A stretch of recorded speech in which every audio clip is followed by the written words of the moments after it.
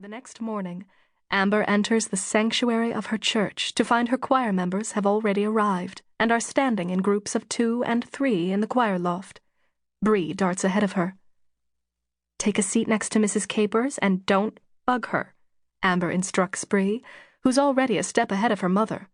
She shuffles up to the piano, where Mrs. Capers slides over and pats the piano bench for Bree to sit. "Good morning, Miss Bree. Can you help me turn pages?" says Mrs. Capers. "I was hoping I could play the tambourine this morning," Bree asks, with an eye to her mother. "You can do both. We only need the tambourine for the first song," says Amber. Bree grabs the tambourine from the percussion box next to the piano. The pastor's wife, Karina Williams, spots Amber and whisks her way across the loft. Karina's petite stature belies her large personality. With a broad smile, she wraps her arms around Amber. "Good morning, hun. Listen, I don't mean to hit you with this right off the bat, but we're missing the Petersons." "What happened to them?" "Their daughter went into labor last night. They're at the hospital." "That's great news." "Not for the choir.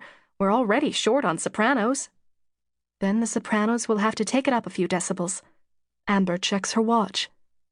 "Especially if Bridget doesn't show. Where is that girl?" "Haven't heard from her, but she better get here." "I want details on her date with Isaac last night."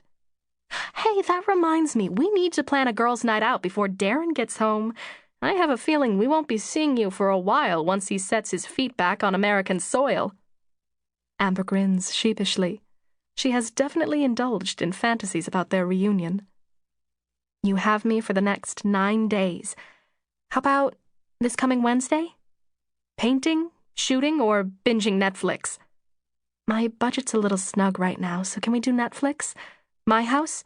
You bring your amazing chocolate mousse, and we'll see if Bridget can make her baked ziti." "Ladies, ladies, ladies!" a sing-songy voice from the back of the church calls out. Amber turns to see her best friend, Bridget, coming down the aisle in her nude heels and camel-colored pencil skirt. She's wearing a salmon silk blouse and a delicate gold chain with an infinity charm that Amber's never seen before. She wishes she had even half the energy Bridget has on a bad day. "I had the best date ever last night." Karina nudges Amber with a smile. "I was expecting at least a text last night," says Amber with a little wink. "You must have gotten in late." "Isaac took me to that new restaurant that overlooks the lake, and he ordered this amazing seafood platter with oysters, mussels, and escargot." "You know that's snail, don't you?" Karina says. "Did you tell that boy you hate seafood?" "Turns out I don't." Bridget glows. "And he got me this." Bridget runs her fingers over the gold necklace. "Isn't it precious?" "Precocious, maybe," says Karina. "This was the second date, right?" Amber is wary. "He spent over $200. I got a glance at the check." "That's just tacky, girl." Karina clicks her tongue. "What's he got planned for your third date? Skydiving and caviar?" says Amber. "Hey, I'm just saying that it pays to give people a second chance," Bridget says.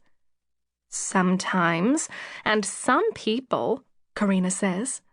"He's trying to buy your affections, you see that, don't you? Can't a girl enjoy a little spoiling?" Amber smiles. Bridget is on that dangerous precipice. She is turning 30 and getting desperate to be married. "Bridge, we want to do a girls' night on Wednesday." "This coming Wednesday?"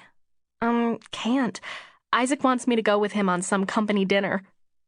Amber and Karina wag their heads. "Meet his co-workers already?" asks Amber. "Things are moving super fast. You see that, right?" Karina says. "It's just dinner." Amber and Karina exchange a look. It's time. "May I remind you that after Ethan, you begged us to monitor your dating accelerator pedal? Here's your warning. Step off the gas," says Karina. Bridget thinks about it for a second. "But he's so cute." "Bridge," warns Amber. Okay, I'll ask Isaac to take a rain check. So what's the plan for Gianna?